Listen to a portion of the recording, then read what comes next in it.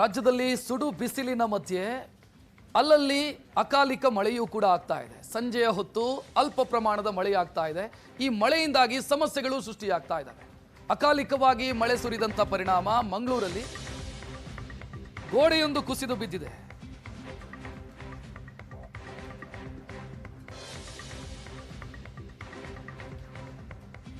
ಬೃಹತ್ ಮರವೊಂದು ಕುಸಿದು ಬಿದ್ದಿದೆ.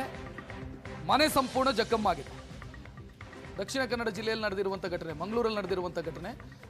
ಮರ ಬಿದ್ದ ಪರಿಣಾಮ ಮನೆಗೆ ಹಾನಿಯಾಗಿರುವಂಥ ದೃಶ್ಯವನ್ನು ನೋಡ್ತಾ ಇದ್ದೀರಿ. ಇದೊಂದು ಗೋಡೆ ಕುಸಿದ ಘಟನೆಯೂ ಕೂಡ ನಡೆದಿತ್ತು. ಅಲ್ಲಿ ವಾಹನಗಳೆಲ್ಲ ಡ್ಯಾಮೇಜ್ ಆಗಿತ್ತು.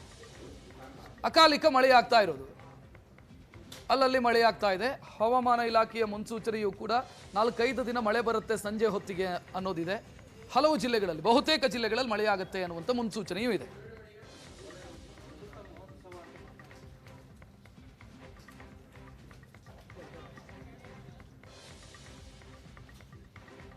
ಎರಡು ದೃಶ್ಯಗಳನ್ನು ನೋಡ್ತಾ ಇದ್ದೀರಿ. ಒಂದು ಮರ ಬಿದ್ದಿರೋದು, ಮತ್ತೊಂದು ಗೋಡೆ ಬಿದ್ದಿರೋದು. ಮಂಗಳೂರಲ್ಲಿ ನಡೆದಿರುವಂಥ ಘಟನೆ. ನಿನ್ನೆ ಸಂಜೆ ಹೊತ್ತಿಗೆ ಮಳೆಯಾಗಿದೆ. ಮಳೆಯಿಂದಾಗಿ ಸೃಷ್ಟಿಯಾಗಿರುವಂಥ ಸಮಸ್ಯೆಗಳಿವೆ. ಹಲವು ಕಾರುಗಳಿಗೆ ಡ್ಯಾಮೇಜ್ ಆಗಿದೆ.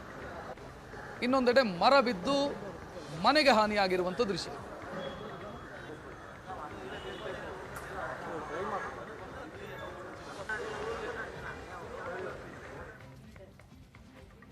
ಬಳ್ಳಾರಿಯಲ್ಲೂ ಕೂಡ ಇದೇ ರೀತಿಯ ಘಟನೆ ನಡೆದಿದೆ. ಮರ ಬಿದ್ದಂಥ ಪರಿಣಾಮ ಅಲ್ಲೂ ಕೂಡ ಅನಾಹುತ ಆಗಿರೋದು. 20 ಬೈಕ್ಗಳು ಜಖಮ್ಮಾಗಿದ್ದಾವೆ. ಬಳ್ಳಾರಿಯಲ್ಲಿ KSRTC ಬಸ್ ನಿಲ್ದಾಣದಲ್ಲಿ ನಡೆದಿರುವಂಥ ಘಟನೆ ಇದು. ಸದ್ಯ ನಷ್ಟದ ಅಂದಾಜು ಮಾಡ್ತಾ ಇದ್ದಾರೆ KSRTC ಅಧಿಕಾರಿಗಳು. ಅದೃಷ್ಟವಶಾತ್ ಯಾವುದೇ ಪ್ರಾಣಾಪಾಯ ಸಂಭವಿಸಿಲ್ಲ. ಮರ ಬಿದ್ದಿದೆ, ವಾಹನ ದುರಸ್ತಿಯ ಜವಾಬ್ದಾರಿ ಯಾರ್ದು ಅಂತ ಆ ವಾಹನದ ಮಾಲೀಕರು ಪ್ರಶ್ನೆ ಕೇಳ್ತಾ ಇದ್ದಾರೆ.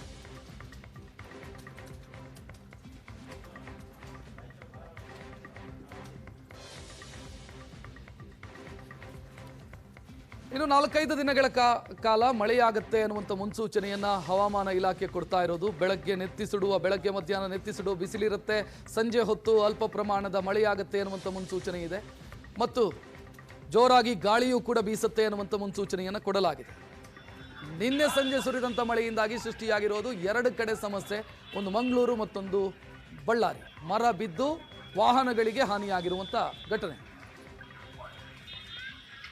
ಕಳೆದ ವಾರ 10 ದಿನಗಳಿಂದ ಕೂಡ ಬಳ್ಳಾರಿಯಲ್ಲಿ ಅತಿ ಹೆಚ್ಚು ಬಿಸಿಲು, ಅಂದರೆ 40ರಿಂದ 42 ಡಿಗ್ರಿ ಬಿಸಿಲಿತ್ತು. ಆದರೆ ದಿಢೀರೇ ನಿನ್ನೆ ರಾತ್ರಿ ಬದಲಾದಂಥ ಹವಾಮಾನದ ಪರಿಣಾಮ ಅತಿಯಾದ ಗಾಳಿ ಬೀಸಿತು. ಇದರ ಪರಿಣಾಮ ಹೊಸ ಬಸ್ ಸ್ಟ್ಯಾಂಡ್ ಇರತಕ್ಕಂಥ ಒಂದು ಬೃಹದಾಕಾರದ ಮರ ಉರುಳಿ ಬಿದ್ದಿದೆ. ತಾವಿಲ್ಲಿ ನನ್ನ ಬಲಭಾಗ ಹೇಳ್ತಿರೋದು ಒಂದು ಬೃಹದಾಕಾರದ ಮರ ಉರುಳಿ ಬಿದ್ದಂಥ ಪರಿಣಾಮ, ಅದರ ಜೊತೆಗೆ ಒಂದು ಲೈಟಿನ ಕಂಬ ಕೂಡ ಉರುಳಿ ಬಿದ್ದಿದೆ. ಹೀಗಾಗಿ ಪಾರ್ಕಿಂಗ್ ಪ್ಲೇಸಲ್ಲಿ ನಿಂತಿರ್ತಕ್ಕಂಥ 20ಕ್ಕೂ ಹೆಚ್ಚು ವಾಹನಗಳು ಸಂಪೂರ್ಣವಾಗಿ ಜಖಮಾಗಿವೆ. ಬಹುತೇಕ ವಾಹನಗಳು ಸೀಟ್ ಹರಿದೋದ್ರೆ, ಇನ್ನು ಕೆಲವು ಟೈರ್ಗಳು, ರಿಮ್ಗಳು ಎಲ್ಲವೂ ಕೂಡ ಬೆಂಡ್ ಆಗಿವೆ.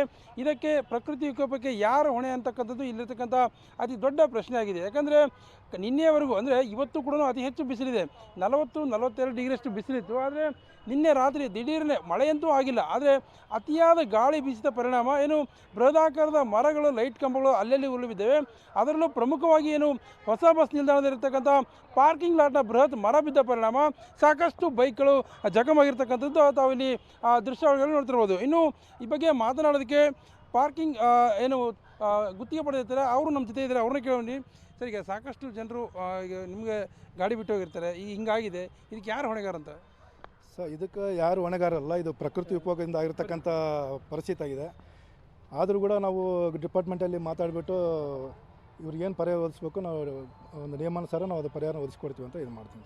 ಏನಾಗಿತ್ತು ಸರ್, ನಿನ್ನೆ ರಾತ್ರಿ ನಿಮಗೆ ತಿಳಿದಂಗೆ ಬಳ್ಳಾರಿ ಬಿಸಿಲು ಇದು, ಮಳೆ ಬರುವಂಥ ಸಂಭಾವನೆ ಇರಲಿಲ್ಲ. ಏಕಾಏಕಿ ದಿಢೀರಾಗಿ ಬಿರುಗಾಳಿ ಬೀಸಿ ಒಂದು ದೊಡ್ಡದು ಒಂದು ಮರ ಹಾಗೂ ಒಂದು ಲೈಟ್ ಕಂಬ ಬಿದ್ದುಬಿಟ್ಟು ಸುಮಾರು 20ರಿಂದ 30 ಗಾಡಿ ಜಖಮಾಗಿದ್ದಾವೆ.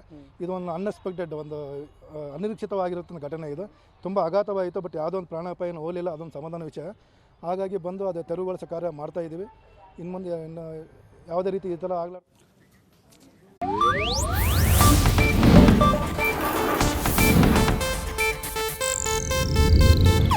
ಇದು ಏಷ್ಯಾನೆಟ್ ನ್ಯೂಸ್ ನೆಟ್ವರ್ಕ್ ಪ್ರಸ್ತುತಿ.